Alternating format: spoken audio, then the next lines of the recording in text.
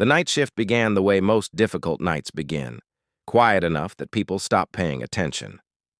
Rain softened the parking lot lights outside the ward windows, turning them into long yellow reflections across the floor. Inside, machines carried the sound of the building, steady respirations from ventilators, intermittent beeps from cardiac monitors, the distant roll of carts over tile. The hospital felt stable, routine, predictable. The new nurse signed in without conversation. Her badge still looked untouched. No scratches, no worn edges, no stickers the others used to mark experience. She introduced herself once at the desk, voice level, then moved to the medication station and began reading the patient list slowly instead of scanning it. Across the counter, 2 senior nurses watched her. "She reads every line," one muttered. "First week," the other replied. "They all do." They expected questions. Most new hires asked where supplies were, how the doctors preferred reports, which alarms could be silenced safely. She asked only one thing: which oxygen wall valves stick? She said quietly. The older nurse looked up. "They don't stick." She nodded but walked the hallway anyway. Room by room, she pressed each valve gently, not fully opening them, just enough to feel resistance. At the 3rd room, she paused, closed it again, and marked something on her folded report sheet. No announcement, no correction, just observation. By midnight, she had spoken fewer than 20 sentences, but small adjustments began appearing behind her. An IV pump moved closer to a bed where tubing had stretched tight. A medication cup was relabeled after she rechecked the chart against the pharmacy timestamp. A portable suction unit was repositioned so its power cable wouldn't cross a walking path. No one saw her do most of it. They only noticed that inconveniences stopped happening. At 0047, she stood beside a patient who had been admitted for respiratory infection complications. The man slept, oxygen saturation stable but irregular in rhythm, brief dips followed by recovery. Not dramatic enough to alarm, just uneven. She watched for almost 2 full minutes without touching the monitor. Then she checked his hands. Warm. She checked capillary refill. Normal. She listened to his breathing, not with a stethoscope first, but by matching the sound to the monitor waveform. Afterward, she wrote a note in the chart. The attending nurse skimmed it and frowned. "You think he's deteriorating?"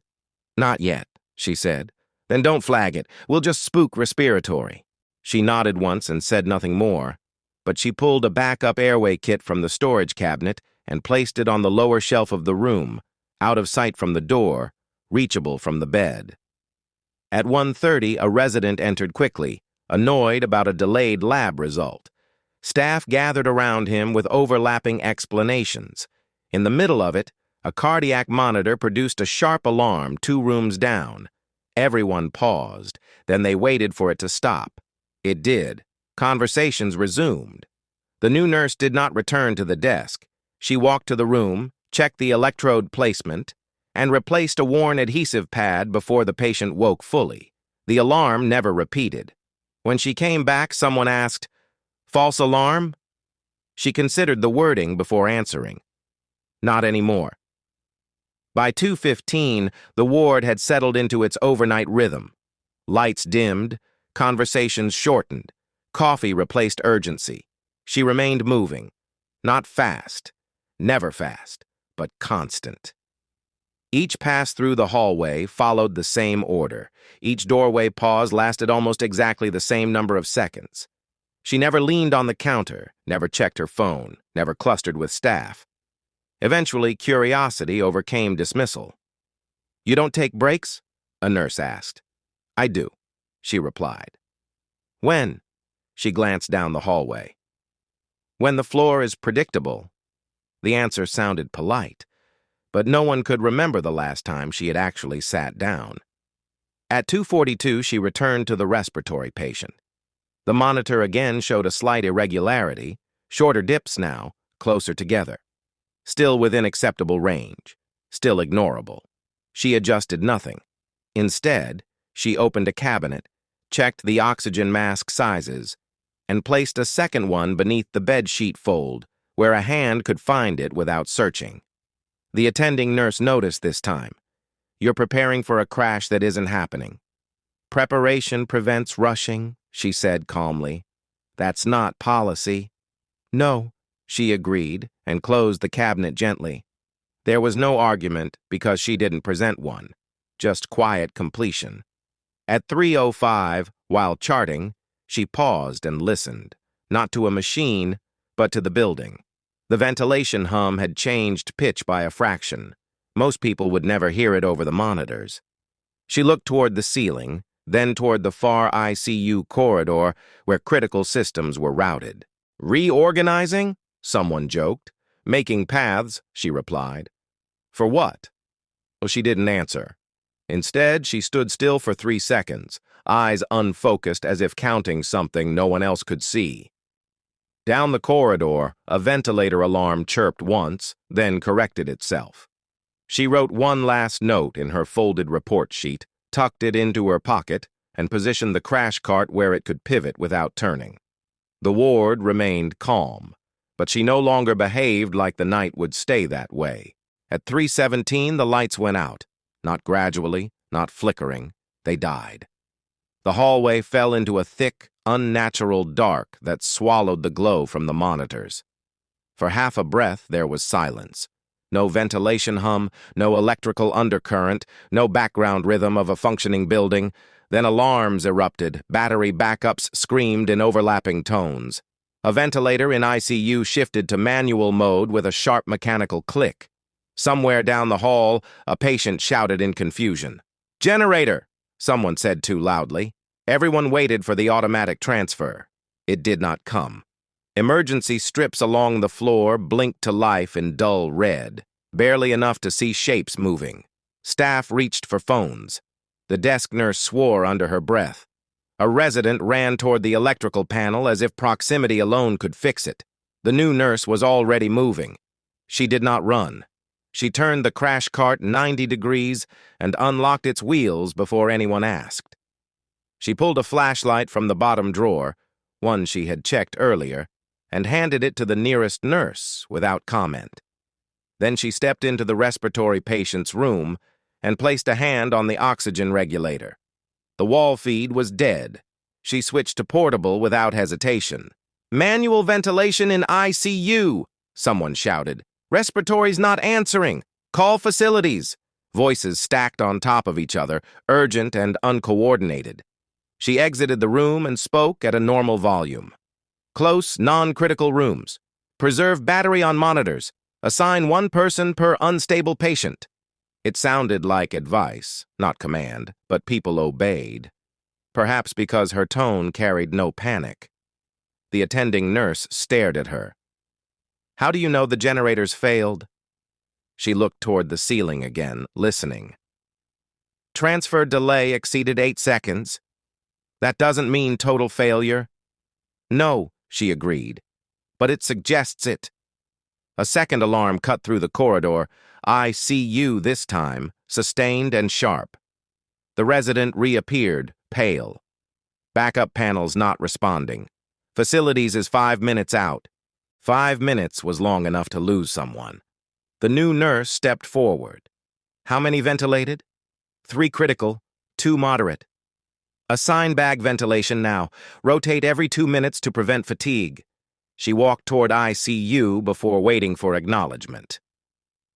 Inside, red emergency strips cast long shadows across the beds. A respiratory therapist struggled with manual ventilation on the first patient, arms already tightening. She took position at the second bed without introduction and began compressing the bag with steady, even pressure, watching chest rise, counting silently. Her rhythm matched the monitor's battery pulse. 1 minute. 2. Switch, she said calmly, and rotated with the therapist before exhaustion set in. No wasted movement, no dramatic urgency, just controlled tempo. Down the corridor, a security guard entered at a run. "There are military vehicles outside." No one processed the words at first. "Ambulances?" the desk nurse asked. The guard shook his head. Naval markings.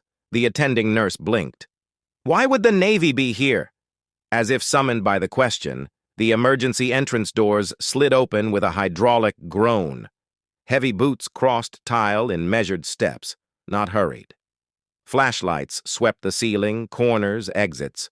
4 uniformed naval personnel entered the ward, wet from rain, carrying themselves like they were stepping into contested space rather than a hospital.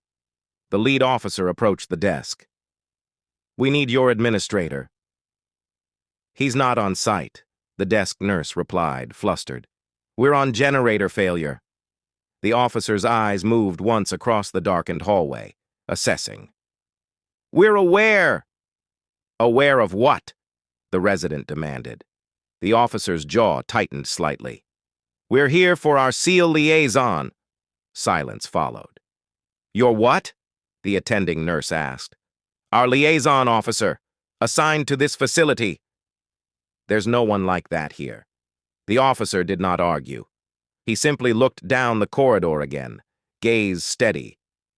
Inside ICU, the new nurse continued manual ventilation. She did not look toward the entrance. She did not react, but her count faltered for half a second. The respiratory therapist noticed. You okay? Yes, she said evenly, resuming rhythm. In the hallway, the officer stepped forward. We have reason to believe a target connected to a classified maritime operation was transported here within the last 12 hours. The resident stared at him. This is a civilian hospital. Tonight, it is also a point of interest. Tension shifted in the air. Staff were no longer only fighting equipment failure. They were standing inside something larger. Are we under threat? The attending nurse asked. The officer considered his wording. We are mitigating one. From ICU, the new nurse handed off ventilation to the therapist again and stepped into the corridor. She removed her gloves slowly. Her face remained composed. Which patient? She asked. The officer turned toward the voice. For the first time, his posture changed. Not into surprise, but recognition restrained by discipline. He did not address her by name. Unidentified male, transferred from coastal incident, admitted with respiratory distress. She nodded once. Room 12, the respiratory patient, the one with irregular saturation. Behind her, staff exchanged confused looks. You know about this? The attending nurse whispered. She did not answer directly. ICU stabilizing? She asked instead. Temporarily, the therapist replied. She walked toward room 12, the Naval Escorts parting slightly to let her pass, not leading her, not blocking her. The officer followed at measured distance. Inside the room, emergency red light outlined the patient's face in shadow. His breathing had worsened subtly, faster now, shallow. She checked his pupils, then his wrists.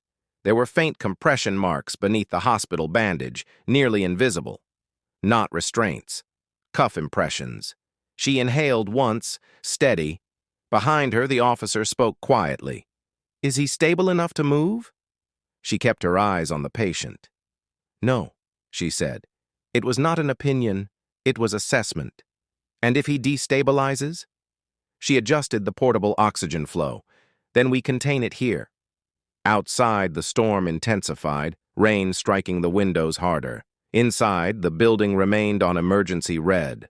The ward no longer felt like a hospital. It felt like a perimeter, and the quiet new nurse had just stepped into the center of it. Room 12 felt smaller once the officer stepped inside, not because of his size, because of what his presence implied. The patient's breathing rasped unevenly beneath the oxygen mask. Condensation gathered and cleared with each shallow inhale. The portable tank hissed softly, steady for now. The new nurse adjusted the head of the bed by a few degrees, not enough to be noticed by someone standing at the door, but enough to ease diaphragmatic strain. She checked the IV line again, then repositioned the tubing so it would not kink if the patient thrashed. He cannot be transported, she repeated. The officer's expression did not change. We were informed he was stable. He was, she replied. He is not. Behind them, the attending nurse hovered, uncertain whether to feel relieved or displaced. "What is going on?" she asked quietly. The new nurse stepped back from the bed. "Close this room to all non-essential staff. Move adjacent patients 2 doors down. Leave 1 nurse per relocation." "That will create panic," the attending nurse said. "It will create space," she answered. Her tone did not rise. It did not insist. It simply left no room for delay. The attending hesitated, then turned and began issuing the instructions as if they had originated from her.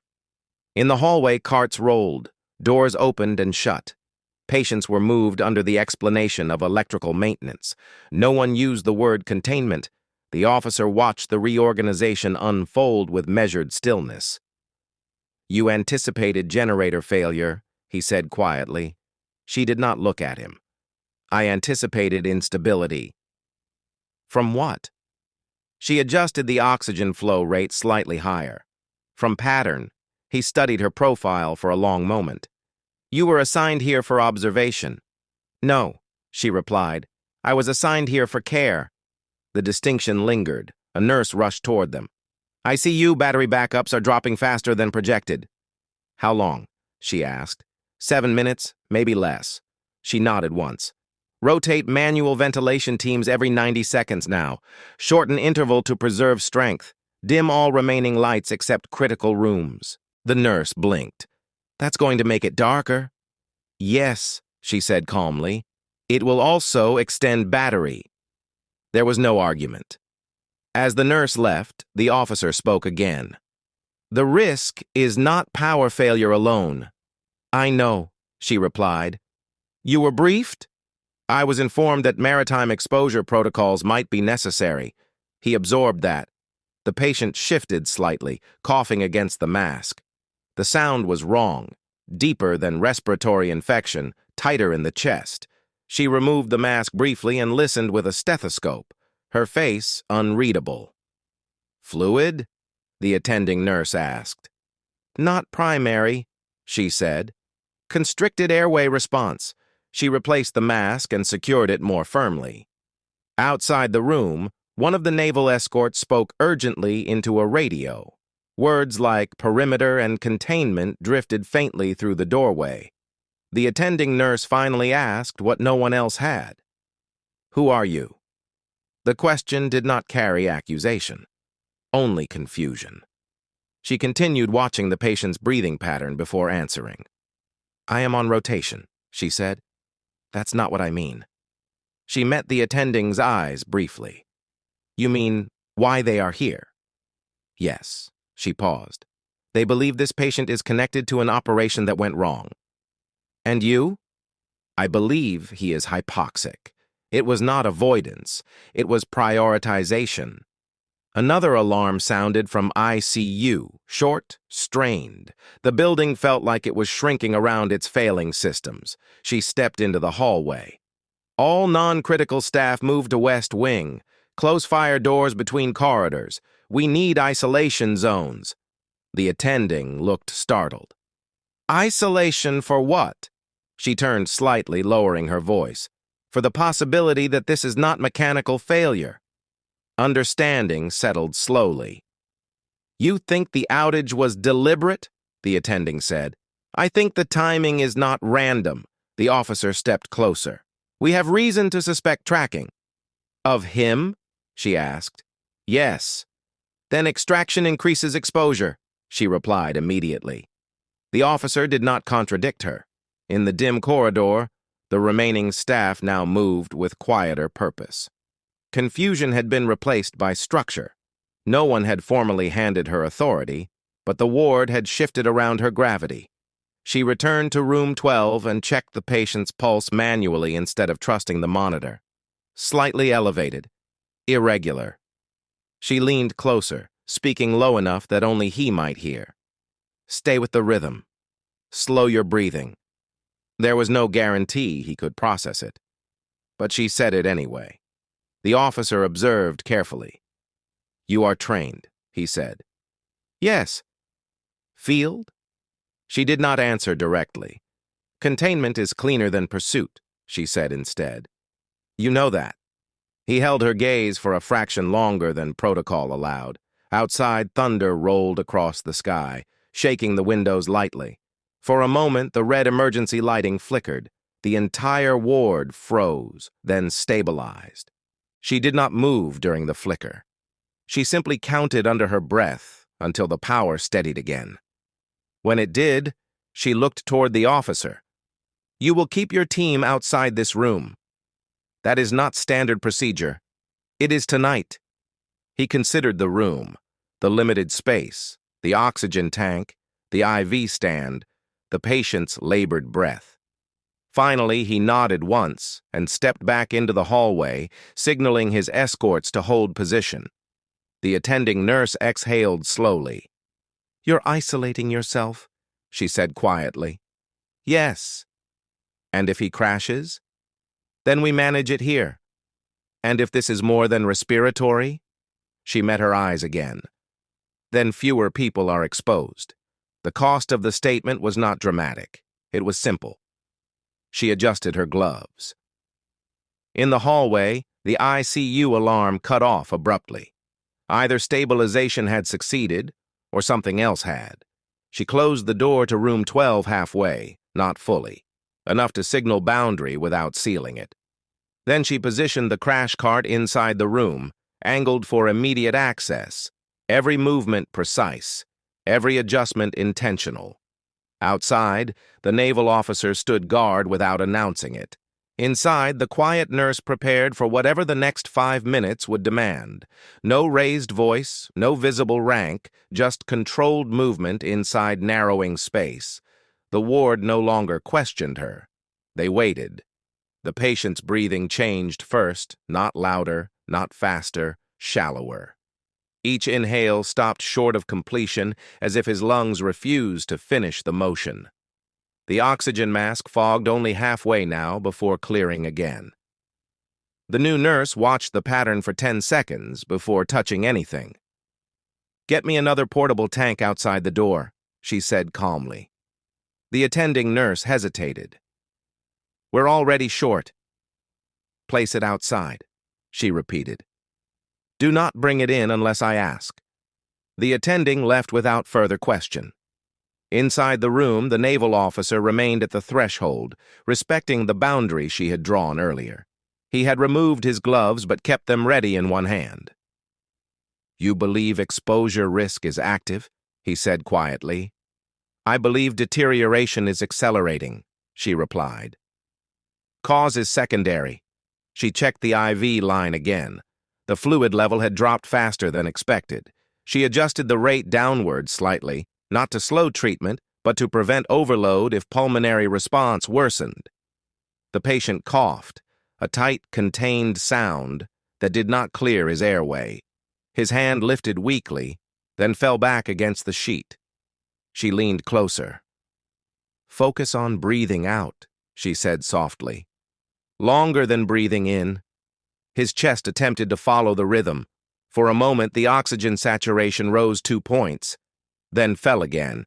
Outside the room, staff movement had quieted. Doors closed gently. Conversations were whispers. The ward had accepted its perimeter. The officer spoke again. "Extraction helicopter is standing by." She did not look at him. "He will not survive transport. He may not survive remaining." She nodded once. "That is correct." The statement settled heavily between them. "If he leaves," she continued, "you risk spreading whatever compromised him across the route, the aircraft and receiving team. If he stays, risk remains contained to one room." "You're asking us to abandon retrieval. I am asking you to complete the mission differently." The officer studied her posture, steady hands, measured breathing matching the patient's rhythm. "You're assuming operational authority," he said. She adjusted the mask seal. "I am assuming medical responsibility."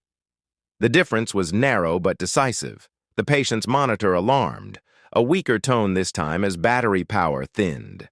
His pulse stuttered, then returned irregularly. She reached for the crash cart and prepared medication, checking the label twice under the red emergency light. The attending nurse knocked lightly and pushed the door open an inch. "Extra tank is here. Leave it," she said. "Then clear the hallway fully.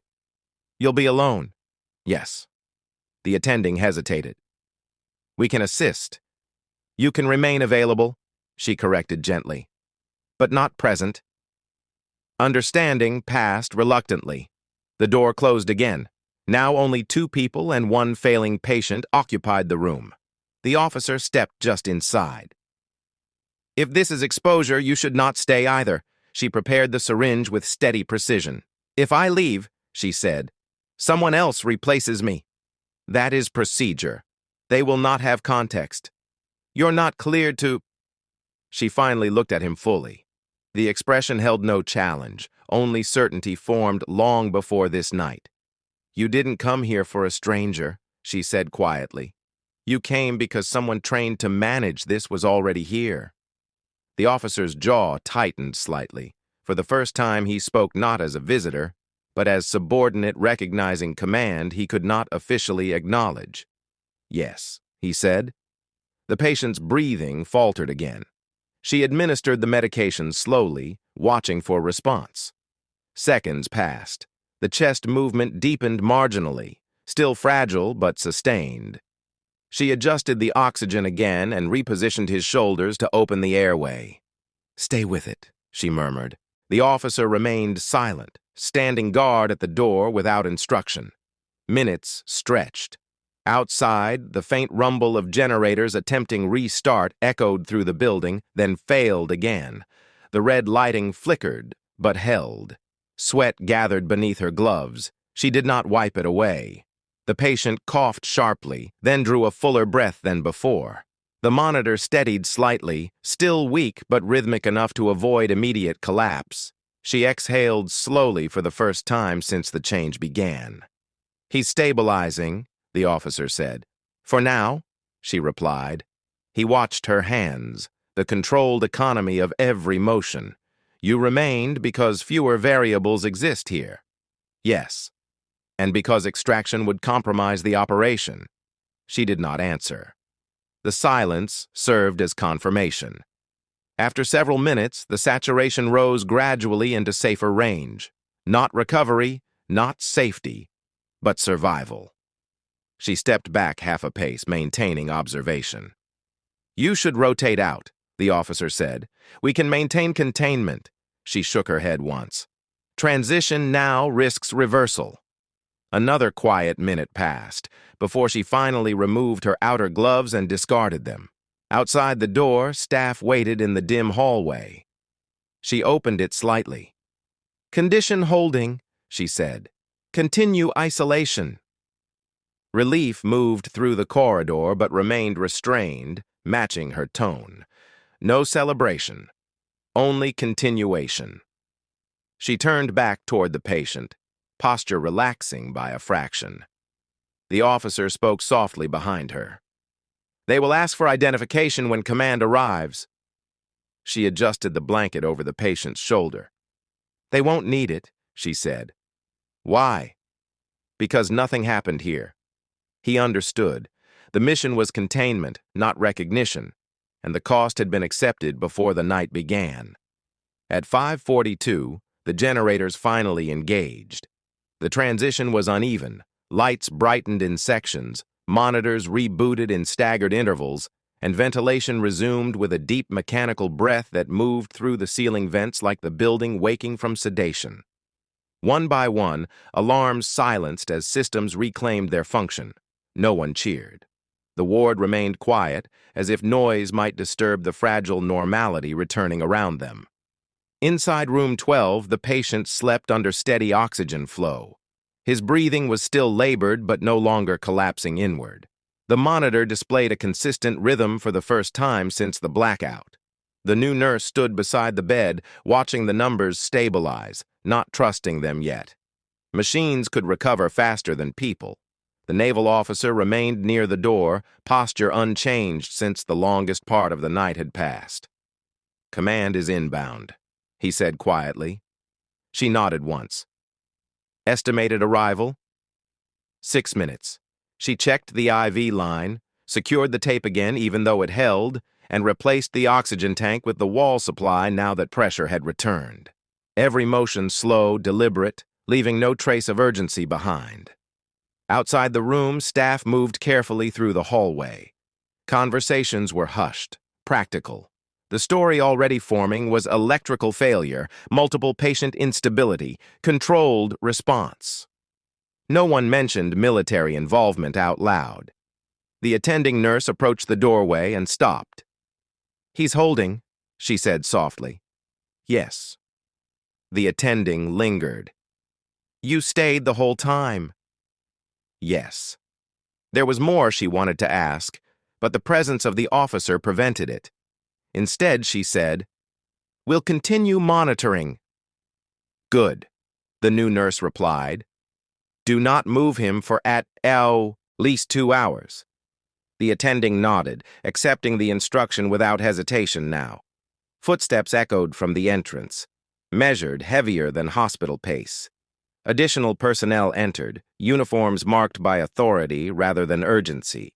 They spoke briefly with the officer in low voices. A tablet exchanged hands, signatures, confirmations, acknowledgments. No one entered the room. The officer stepped inside once more. "They'll classify the incident as infrastructure malfunction," he said. "That is appropriate," she replied. "They will not include your involvement."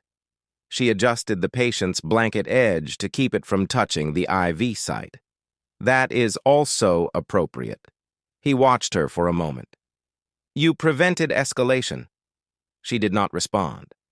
After a pause, he continued, quieter than before. "Your rotation here ends today." "Yes." "You could have requested extraction earlier." "Yes." "Why didn't you?" She checked the monitor battery now that power had returned, ensuring charge resumed correctly. "Because they needed a nurse," she said. The answer carried no humility and no pride. Only fact. He gave a small nod, the closest thing to acknowledgement allowed in a room where none of this officially existed. Dawn began pressing pale light through the rain clouds, turning the windows from black to gray. The hospital looked ordinary again. Cars in the lot, early staff arriving, unaware of the night's perimeter. She removed her gloves and disposed of them, then washed her hands slowly at the sink. When she dried them, she placed the folded report sheet from her pocket onto the counter. The attending nurse noticed. "Your notes?" "For continuity," she said. "The paper contained times, symptoms, adjustments. Nothing operational, nothing unusual. Just careful nursing documentation." By the time she finished, the officer had stepped back into the hallway. The additional personnel were already leaving. Engines started outside, quieter than when they arrived. No announcement followed them. She picked up her bag from the locker room, unchanged since the start of the shift. No extra equipment. No sign she had expected departure under escort. When she returned to the ward, the day shift nurses had begun to gather. They spoke about the outage, about failing generators, about how strangely coordinated the patient declines had been. One of them saw her. "You made it through your first night," the nurse said with a tired smile. "Rough one." "Yes," she answered. "Gets easier," the nurse added. She did not correct her. The attending nurse approached last, holding the folded report sheet. "I read your notes," she said quietly. "You predicted most of it." "Only prepared," she replied. The attending studied her, questions still present but no longer urgent. "Well, thank you," she said finally. The words were simple, offered nurse to nurse, nothing more. She nodded once. At the exit, the naval officer waited beside an unmarked vehicle, rain reduced to a mist around the parking lot lights. He opened the rear door but did not gesture, just stood aside. She stepped outside without looking back immediately. Halfway to the vehicle, she paused and turned toward the building. Inside, through the glass, staff moved between rooms, adjusting IVs, checking charts, continuing the work that never stopped. Room 12's curtain was partially open now. The patient remained stable, another case among many. No one watched her leave. She entered the vehicle and closed the door softly. The engine started. The car pulled away without escort lights, merging into early morning traffic beyond the hospital entrance. Behind her, the ward resumed routine. Alarms, footsteps, distant conversations, carrying on without knowing how close the night had come to becoming something else.